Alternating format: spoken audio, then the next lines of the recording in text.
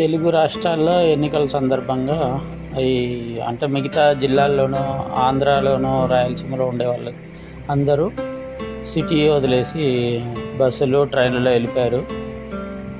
దాదాపు ఈ గణపతి కాంప్లెక్స్ అంతా ఈ సినిమా ఏరియా ఇదంతా Krishna Nagar, film Nagar, Jubilee hills ఈ ప్రాంతాల్లో కూడా జనం పలచబడిపోయారు. అందరూ ఒకేసారి ఎమ్మెల్యే, ఎంపీ ఎలక్షన్స్ కాబట్టి తప్పకుండా వెళ్ళి ఓటేయాలనే ఉద్దేశంతో అందరూ వెళ్ళిపోయారు. ఎప్పుడు బిజీగా ఉండే గణపతి కాంప్లెక్స్ అసలు జనాలు ఎవరు లేరు. చాలా డల్గా ఉంది ఏరియా అంతా. అదండి.